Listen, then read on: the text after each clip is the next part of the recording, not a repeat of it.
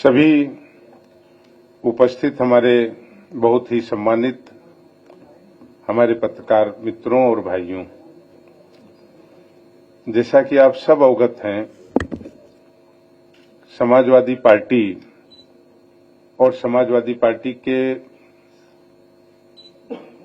नेता प्रतिपक्ष, हम सबके नेता आदरणीय अखिलेश यादव जी के आह्वान पर और निर्देश पर प्रदेश के तमाम ज्वलंत उन मुद्दों पर, जिन मुद्दों से आज आम जनता, गरीब व्यक्ति, किसान, गरीब, नौजवान और प्रदेश में रहने वाला आम शहरी परेशान है, व्यथित है, उन मुद्दों पर समाजवादी पार्टी ने 14 से लेकर के 18 तक के अपने एक कार्मिक धरने का आयोजन किया था और जिसको हमने प्रेस के सामने रखा था। और हमने शुरू से ये कहा था कि हमारा ये एक शांतिपूर्ण धरना है जो एक निर्धारित संख्या और निर्धारित समय पर होगा।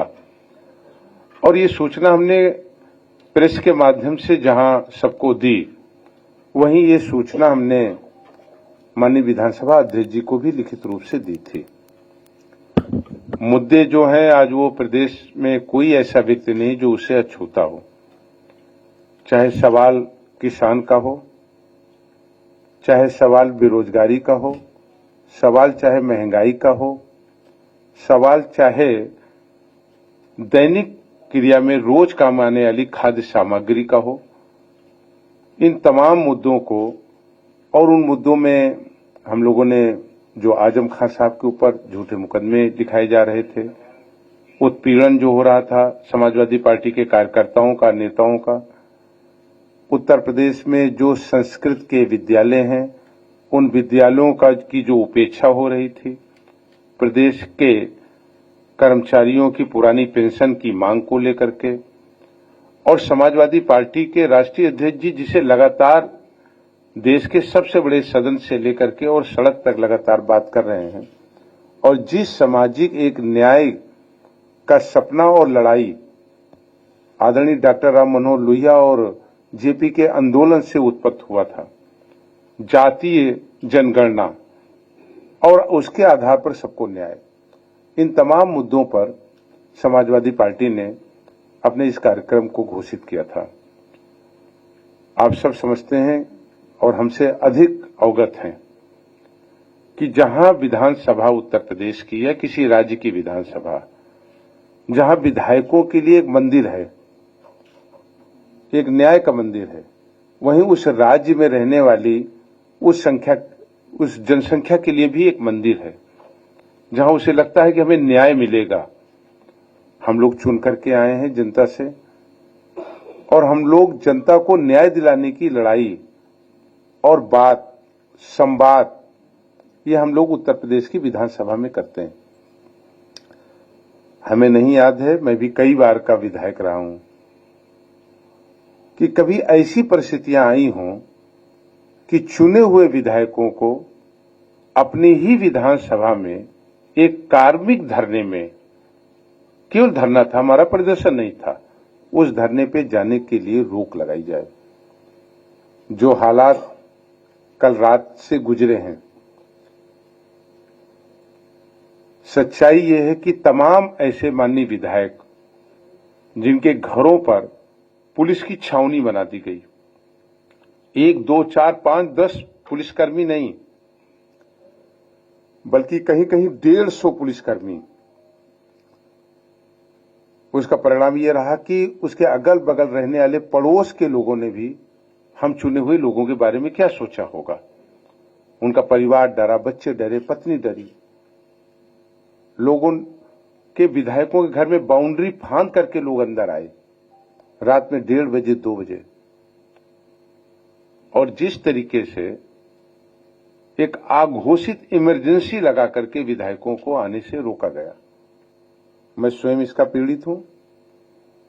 मेरे घर पे भी 1:30 बजे रात में जब कुछ पुलिसकर्मी कूदे तो मुझे भी आवाज हुई, तो मैंने खिड़की से देखा कि इतनी फोर्स, वो भी दरवाजा नहीं खोल करके, बाउंड्री फांद करके क्यों आ रही।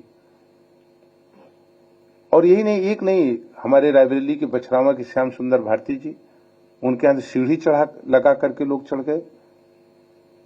रविदास मेहरोत्रा जी के यहाँ क्या हुआ, अरमान जी के हमारे विधायक के यहाँ क्या हुआ, और ऐसे बहुतायत प्रदेश के विधायकों को एक तरीके से बंधक बनाए जाने का काम किया गया। लोकतंत्र में इस तरह की कार्रवाई का कोई स्थान नहीं होना चाहिए और हम लोग इसकी घोर निंदा करते हैं। हमारे इश्यूज पब्लिक के इश्यूज थे, लेकिन हम धन्यवाद देंगे अपने राष्ट्रीय नेतृत्व को कि हमारे राष्ट्रीय नेतृत्व ने गरीबों के, किसानों के, नौजवानों के इन किन्हीं मुद्दों से कोई समझौता नहीं किया और हमने फिर आज साबित किया कि हम उत्तर प्रदेश के गरीबों के साथ, किसानों और नौजवानों के साथ हम लोग खड़े हैं। हम लोगों की किस तरीके से गिरफ्तारी हुई, कोई क्रिमिनल्स नहीं है हम लोग। हमारी तो एक हड्डी डिसलोकेट हो गई और भी तमाम लोगों को चोटें आई, और एक चुने हुए विधायकों को जिस तरीके से भारी वर्षा के बीच में ले जाकर के खड़ा कर दिया गया, उसके गवाह आप सबके तमाम साथियों के कैमरे भी हैं। 2 बजे तक हम लोगों ने वहां पर धरना चलाया और 2 बजे तक का ही धरना हमारा घोषित था। लेकिन आपके माध्यम से हम कहना चाहते हैं, ये लड़ाई एक दिन की नहीं है, ये लड़ाई वर्षों से और सदियों से समाजवादी पार्टी के हमारे नेताओं ने लड़ी है। आदरणीय मुलायम सिंह यादव जी ने लड़ी है और आदरणीय अखिलेश यादव जी आज लड़ रहे हैं। और इसलिए जब उत्तर प्रदेश में 19 सितंबर से उत्तर प्रदेश का विधानसभा सत्र हो, तो माननीय राष्ट्रीय अध्यक्ष जी ने और नेता प्रतिपक्ष ने यह निर्णय लिया है कि 19 तारीख को किसानों के समर्थन में, बेरोजगारों के समर्थन में, कर्मचारियों की पुरानी पेंशन के समर्थन में, महिलाओं पर, बेटियों पर हो रहे अपराध के विरुद्ध, बढ़ती हुई महंगाई और लगाई जा रही लगातार बेतहाशा वृद्धि की जा रही जीएसटी के विरोध में राष्ट्रीय अध्यक्ष जी के नेतृत्व में हम लोग सदन में जो हिस्सेदारी लेंगे और हिस्सा बनेंगे, वो पैदल मार्च सारे हमारे माननीय विधायकगण, विधान परिषद के सदस्यगण, वो 19 तारीख को पैदल मार्च करके हाउस पहुंचेंगे और उत्तर प्रदेश के सदन में हम लोग पूरी मजबूती से राष्ट्रीय अध्यक्ष जी के नेतृत्व में, उनके दिशा निर्देश में इन मुद्दों को भी मजबूती से हम सब उठाएंगे। जहां तक एक बड़ा सवाल है, आज भारतीय जनता पार्टी के लोग और उनके मंत्री, जब कहीं कोई किसान आत्महत्या करता है, डिग्री लेकर के घूम रहा है, एक बेरोजगार नौजवान बेरोजगारी के दंश को नहीं झेल पाता और आत्महत्या करता है, उन मुद्दों को किनारे करके और जीएसटी से परेशान गरीब जनता के लिए एक ऐसे बयान को देने का, डिस्प्यूटेड बयान देने का काम करते हैं कि आम जनता का कहीं न कहीं ध्यान इससे हटे। आज जिन मुद्दों पर जनता का ध्यान हटाने का काम किया जा रहा है, मैं समझता हूं कि यह नाइंसाफी की जा रही है उत्तर प्रदेश की 25 करोड़ की जनता के एक बड़े भाग के साथ। आज इससे बड़ा उदाहरण क्या हो सकता है कि बहुत ही बड़े पदों पर सरकार में, मंत्री के पदों पर रहते हुए लोग वो अपने ही विभाग में पत्र लिख रहे हैं कि मेरे विभाग में भारी भ्रष्टाचार हुआ। मैं समझता हूं कि भ्रष्टाचार का इससे बड़ा और कोई सबूत नहीं हो सकता कि विभागीय मंत्री, जो उस विभाग का विभागाध्यक्ष हो, वो स्वतंत्र प्रभार हो या कैबिनेट मंत्री हो,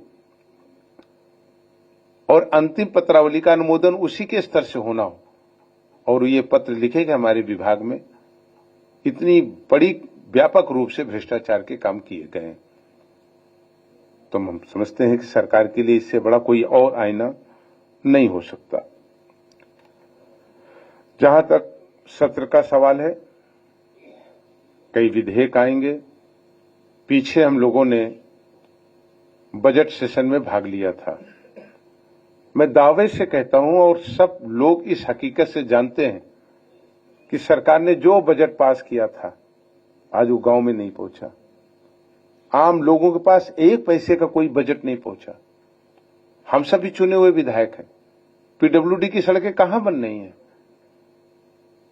कौन से नया विकास हुआ, कहां पंचायत घर बन गए, कहां नए बारात घर बन गए, नए स्कूलों का सृजन कहां हुआ। और जब हम इस देश में ये बात करते हों कि हेल्थ और एजुकेशन हमारी एक प्राइमरी फाउंडेशन है, तो हेल्थ की क्या पोजीशन है? ये पोजीशन पर हम कोई टिप्पणी नहीं कर रहे हैं। विभागीय मंत्री जी ने ये माना कि पैरामेडिकल स्टाफ गायब रहा, उन्होंने माना करोड़ों रुपए की दवाएं एक्सपायर हो गईं, उन्होंने माना कि बिना एम्बुलेंस स्ट्रेचर के और डॉक्टर के बिना देखे हुए मरीजों की मृत्यु हुई। कोविड के बाद तमाम देश की स्वयंसेवी संस्थाओं ने और राज्य की तमाम स्वयंसेवी संस्थाओं ने, मैं दावे से इस बात को कहता हूं, तमाम जनपदों में वेंटिलेटर्स उपलब्ध कराए। आज क्या कारण है कि वेंटिलेटर्स धूल खा रहे हैं और वेंटिलेटर्स का कहीं उपयोग नहीं हो पा रहा। जीवन को बचाने के लिए वेंटिलेटर्स होता है। आज पैरामेडिकल स्टाफ का प्रतिशत हमने पिछली भी बताया था प्रेस कॉन्फ्रेंस में। इसको पूरा करने की जिम्मेदारी किसकी है? विपक्ष की है कि सरकार की है? भारत जो दुनिया का सबसे बड़ा लोकतांत्रिक देश है, हम बड़े बड़े नारे देते हैं, बड़े बड़े भाषण देते हैं कि हम दुनिया के सबसे बड़े डेमोक्रेसी कंट्री में हम लोग रहते हैं। इसी डेमोक्रेसी का एक अंग है विपक्ष। और जिस पार्टी की सत्ता है उसी पार्टी के बड़े नेता ने, जो देश के सर्वोच्च नेता रहे, सर्वोच्च पदों पर रहे, उन्होंने कहा बिना विपक्ष के सुझावों को स्वीकार किए और सुने कभी अच्छी सरकारें और जनता के हित में कोई कार्य नहीं हो सकता। तो आज विपक्ष अगर सुझाव देना चाहता है गरीब के लिए, किसान के लिए, मजदूर के लिए, नौजवानों के लिए, स्कूल के लिए, हेल्थ के लिए, तो उसको नजरबंद कर दिया जाएगा, उसे गिरफ्तार किया जाएगा, उसे घसीट करके गाड़ी में ले जाया जाएगा और उसको पानी में भिगोया जाएगा। हमको इस पर कोई परवाह नहीं। समाजवादियों का इतिहास रहा, समाजवादियों ने जेल काटी है। हम लोग उन नेता के कार्यकर्ता हैं जिनके पूरे परिवार ने इस भारत के उत्तर प्रदेश की धरती पर किसानों, गरीबों, नौजवानों और नाइंसाफी के खिलाफ लड़ाई लड़ी है। तो एक बार नहीं, हम लोगों को कितनी बार भी बारिश में, ओले में होगा, उससे हम लोग नहीं घबराते। लेकिन सवाल है कि क्या विपक्ष के मुद्दों को, विपक्ष की बातों को केवल ध्यान हटाने के लिए, उन्हें दबाने के लिए साजिश की जाएगी? तो कभी उत्तर प्रदेश के मजबूत एक उत्तर प्रदेश के रूप में हम न सपना देख सकते हैं, न उसकी संरचना का ख्वाब देख सकते हैं। जाति जनगणना पर हम लोग लगातार बात कर रहे हैं कि जाति जनगणना पूरी कराई जाए। उन्हें नहीं, आज भी इस पर सरकार कहीं गंभीर नहीं है, उस पर कोई काम नहीं कर रही है। वहीं हम ये भी कहना चाहते हैं कि अगर सरकार ये सोच रही है कि हम विपक्ष की आवाज को दबा देंगे, तो हम बड़ी नम्रता और विनम्रता से कहना चाहते हैं, समाजवादी पार्टी और समाजवादी पार्टी के विधायक और कार्यकर्ता वो जनता के किसी मुद्दे से कोई समझौता नहीं करेंगे। हम सड़क पर भी लड़ेंगे और आने वाले दिनों में सदन में भी प्रमुखता से इन तमाम समस्याओं को के लिए लड़ेंगे। बात एजुकेशन की होती है, कभी बात मदरसों की आ जाती है।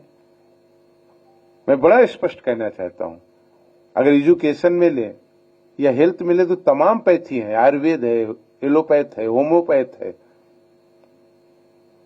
कहीं किसी सरकार ने नहीं कहा कि इस पैथी को बढ़ाएंगे, इस पैथी को घटाएंगे। सब व्यक्ति को जीवन देते हैं और सब व्यक्ति का उपचार करते हैं। उसी तरह एजुकेशन में है, हिंदी है, इंग्लिश मीडियम है, उर्दू है, संस्कृत है। हमने पहले भी कहा क्यों नहीं संस्कृत के विद्यालयों के बारे में उत्तर प्रदेश की सरकार चिंता करती है। आज क्या हालात है उत्तर प्रदेश में संस्कृत के विद्यालयों के? कितने अध्यापक हैं, कितने में बिल्डिंग नहीं है, कौन कहां पे चला रहा है, कितनों को कितने दिन अनुदान नहीं मिला। मैं धन्यवाद दूंगा समाजवादी पार्टी के राष्ट्रीय अध्यक्ष को और तत्कालीन मुख्यमंत्री आदरणीय अखिलेश यादव जी को कि उसकी पिछली सरकार में 123 दिन तक इसी विधानसभा में के बाहर संस्कृत के टीचर्स वो धरने पर बैठे थे। आदरणीय मुख्यमंत्री जी ने केवल उनके वादों को नहीं, उनकी समस्याओं को नहीं पूरा किया, उनको बुला करके कालिदास मार्ग पर मिला। अब मैं उसका गवाह हूं, मैंने उसमें बीच में मैंने भी उसमें मध्यस्थता की थी।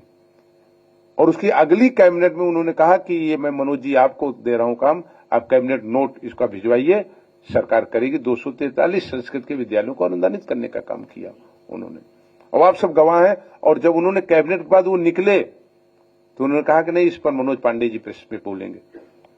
आज क्या स्थिति है संस्कृत के विद्यालयों, कितने विद्यालय बंद हो गए।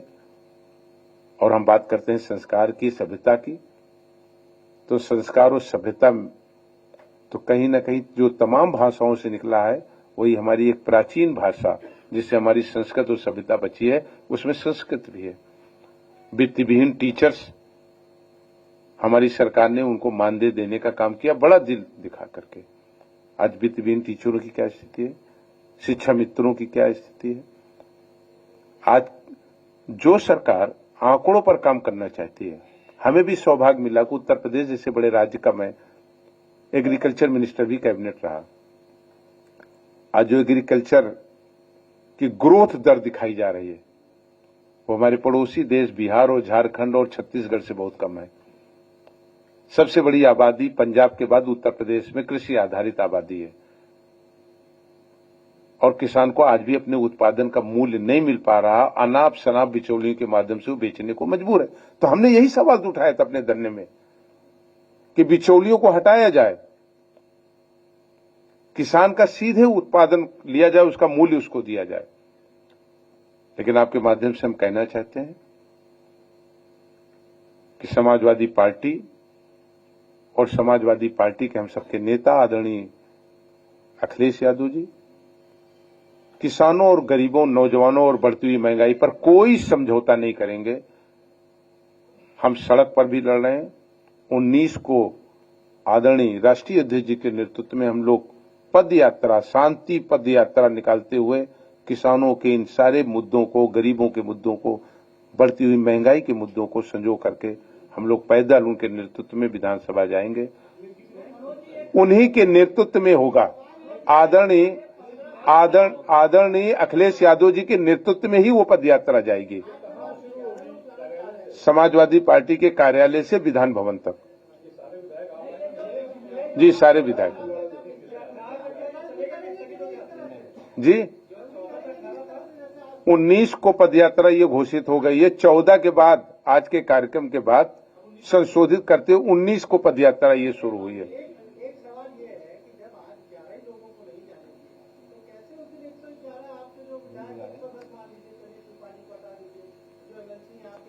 हम लोग लोहिया के लोग हैं, हम लोग इस चीज से नहीं डरते कि ये पत्थर और ये पहाड़ कितना बड़ा है और इसको देख करके हम ठोकर न मारे। हम ठोकर मारेंगे भी, दरकाएंगे भी और तोड़ करके भी दिखाएंगे। जी, उन्हीं के नेतृत्व में पदयात्रा होगी, माननीय राष्ट्रीय अध्यक्ष जी के।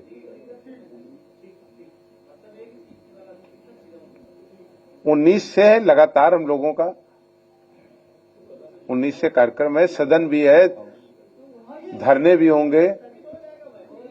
जी,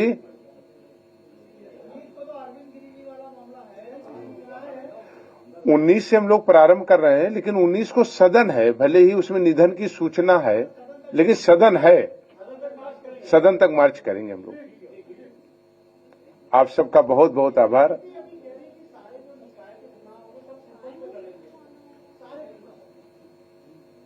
नहीं, सारे क्या, लोकल बॉडी का तो एक ही है। लोकल बॉडी एक स्थानीय निकाय शब्द है, उसमें नगर निगम भी आता है, पालिका भी आती है, परिषद भी आता है।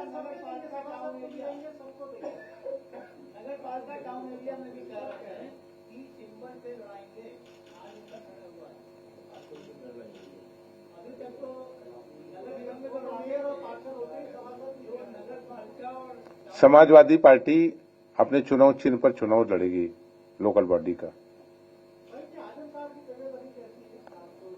मैं ईश्वर से प्रार्थना करता हूं, उनको एक छोटा सा अटैक आया था, लेकिन समय रहते हुए डॉक्टरों ने उसे ठीक कर लिया, और ईश्वर से प्रार्थना करता हूं कि उनका स्वास्थ्य अच्छा रहे।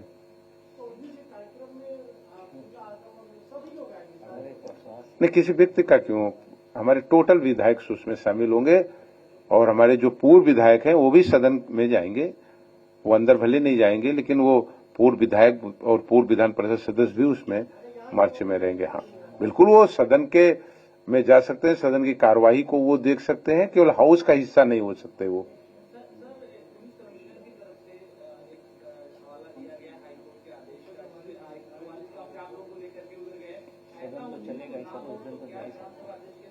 बाईस सौ उनतीस रिट याचिका संख्या है वो, और हमने उसका अध्ययन बहुत पहले भी किया है।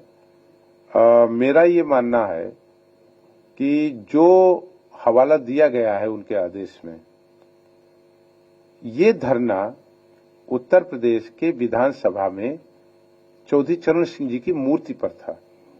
हमने लिखित रूप से दिया था कि शांतिपूर्ण एक निश्चित संख्या का और निश्चित समय का ये कार्मिक हमारा धरना था, और उसी सदन का सदस्य उस धरने में शामिल हो रहा था।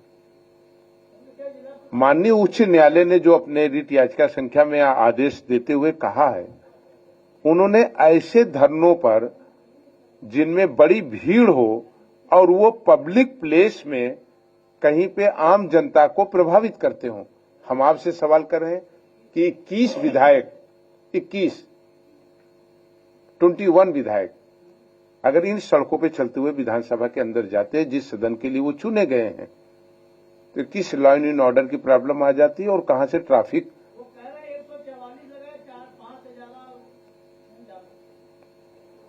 ये रूल्स तो उनको विधानसभा के सत्र में भी कर देना चाहिए। अगर गलती से एक विधायक